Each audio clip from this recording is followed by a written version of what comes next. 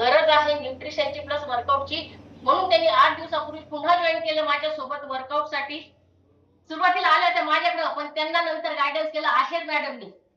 हे बघा, प्रत्येक व्यक्ती कोणाचं ऐकेल आणि कोणामुळे इथे येईल हे सांगता येत नाही. म्हणून तुम्ही डोक्यामधून हे काढून टाका की मी त्या व्यक्तीला सांगितलं होतं माझं ऐकलं नाही, परंतु तुम्ही ज्याही व्यक्तीला आरोग्य देता तो व्यक्ती तुम्हाला त्या व्यक्तीपर्यंत पोहोचू शकतो जो तुम्हाला पहिले भेटलेला आहे.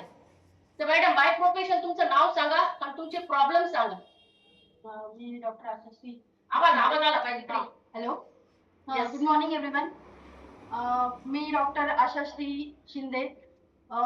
ऍक्च्युली मी मॅडमने जसं आता इंट्रोड्यूस केलं मला, तसं मी 8 वर्ष अगोदर केलेलं होतं मॅडमकडे जॉईन. पण त्याच्यानंतर काही म्हणजे माझी प्रेग्नन्सी वगैरे या सगळ्या इश्यू झाल्या आणि नंतर घरी बाळ सांभाळायला पण असं कोणी नव्हतं. त्याच्यामुळे मग माझं थोडं दुर्लक्ष झालं या गोष्टींकडे. परत नंतर मी काही ठिकाणी जिम वगैरे जॉईन केली. तिथंही मला म्हणजे मी आता सध्या 72 आहे, पण मी 66 वगैरे पर्यंत मला रिझल्ट भेटला होता.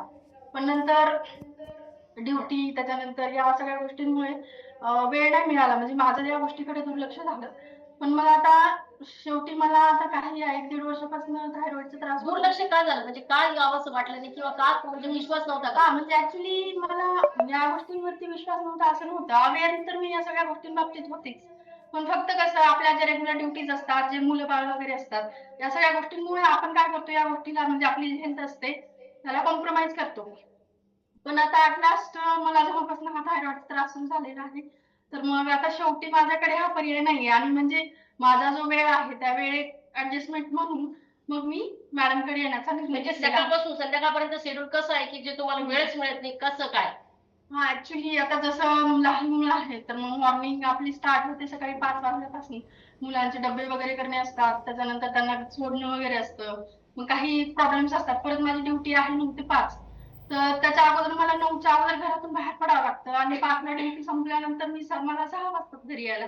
त्याच्यामुळे मला म्हणजे इच्छा असूनही पण वेळ देता आलेला नाहीये हेल्थसाठी. मग आता का वेळ काढला? आता वेळ काढला कारण आता म्हणजे वॉर्निंग साईन्स ज्या म्हणतो आपण, त्या सगळ्या वॉर्निंग साईन्स मला झालेल्या आहे. त्याच्यामुळे थोडं अवेअर आले आणि मग हा शॉक. शरीराने वॉर्निंग दिली की मुलं वगैरे सर्व बघून तुझं जे शिक्षण आहे, तुझं जे काय काम असेल ते करू, पण तुला करावंच लागेल हे महिलांना स्वतःचं शरीर सांगतं.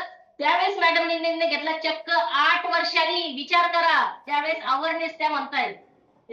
हा, तर मग 8 वर्षांनी मी परत मॅडमकडे जॉईन झालेली आहे आणि मे बी आता मी अश्युअर करते की माझी हेल्थ म्हणजे माझा जो पहिला 66 असा गोल होता तो पण मी आता अचीव्ह करेल मॅडमकडे जॉईन करून.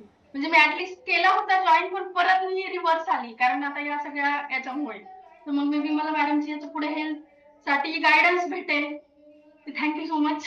इथं शिक्षण मॅटर करत नाही, इथं स्वतःचा कॉन्फिडन्स, स्वतःचा